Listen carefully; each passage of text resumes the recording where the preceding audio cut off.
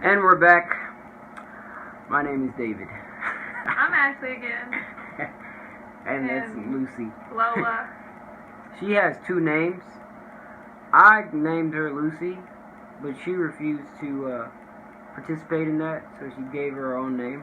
I paid for the dog, and you told me I could name her whatever I wanted to, and I named her Lola. Anyways, we are doing this video as a follow-up, because we left a cliffhanger on the last video, and I stopped the video at me meeting Ashley. And just to recap, we met through a college campus ministry, and we met another friend named Josh, and we all hung out. And we're pretty much best friends. So, now, here's where we're at now.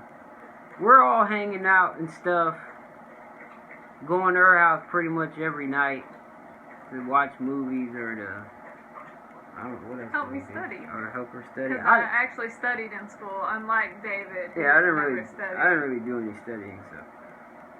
But the problem is I started to catch feelings, so it just wasn't going well for me because I would leave her house and I was just thinking, yeah, this isn't good. I mean, I already knew that either I had to stop hanging out with them or I had to try and get out of the friend zone. So, you got anything to say? No, it's pretty accurate as of now. Alright, so I decided that I was going to try and date her and get out of the friend zone. So, the first thing I did was I went ahead and told Josh that I was interested in Ashley because, I mean, I didn't know if he was, so I was like, let me tell him, and if he is, then I won't do it. What? You were just gonna give up on me that quick?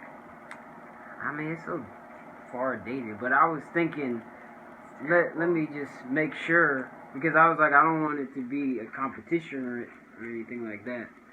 So I told him, he was cool with it, he didn't like her, so.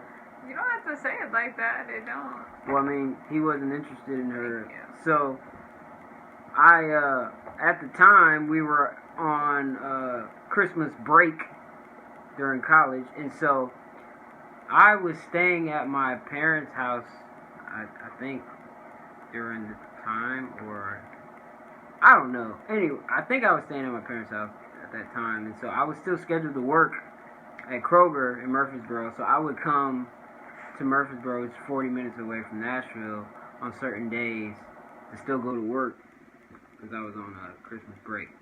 So, basically, I made up my mind, and so I started to go ahead and get my speech ready. So, I worked at the Kroger gas station. So, Kroger gas station, for those, I'm sure most of you guys know, but it's just this little box, and it can only maybe fit 2 people in there. Here, what does this have to do with the story? I'm just saying this because I was in there by myself. If there's no customers, you just sit there and you do nothing. So I'm saying that because I was in there rehearsing my speech. So I rehearsed it. I was getting it ready. I got a few tips from my brother Joel's wife Abby, and so I was just preparing my speech. And so then I hit up Ashley because I was in Murfreesboro, and I told her, yo, let me come to your house, let's link up, and I got something to tell you. And I did that because I didn't want to punk out. I wanted to force myself to go ahead and do it. So, after I got off work, I went to her house, and yeah, it's embarrassing. Yeah, I need you to tell the truth. So, it took me about 2 or 3 hours to tell her. You know those little like fruit snacks things? She had like a 20-pack, and 20 you ate pack. through about And 16. I pretty much ate through all of them, and I just kept talking about everything but what I came Like, I there literally for. thought you were going to tell me somebody passed away in your family, and that's how you were stalling, as if you just couldn't express what was happening in your life. Yeah, so eventually I went ahead and told her. And yeah, it was really scary, man. I was really, really nervous.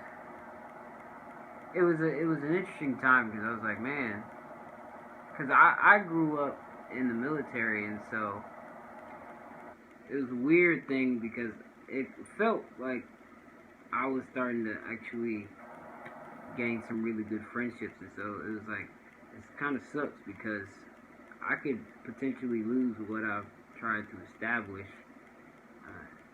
but thankfully it went better.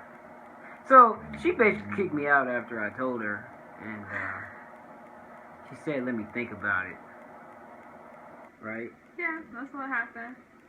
I mean, you put me on the spot because in today's culture, guys don't tell you they like you in person. They send you a text message or they tell you over the phone. So you have time to, like, gather yourself and think about what you want to say. In person, you don't.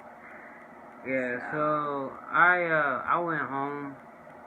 I mean, I was thinking, I was like, I mean, she didn't tell me no, so I guess that's okay. But then she just started texting me, like, randomly, and we didn't really do that. So I thought that was a pretty good sign.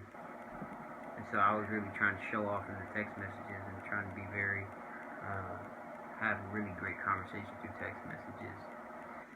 And it started from there, pretty much. Yep. Then 6 months later, we eloped, and nobody even knew that we were married. And yeah, that's for another blog. That's for another blog. And then a year later, after we had the wedding at the courthouse, we had an official wedding. Yay. And that is what you will see on February 29th. Yay!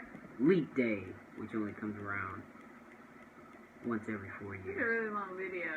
You drug this out really far. I think they'll enjoy it. Anyways, that's our story.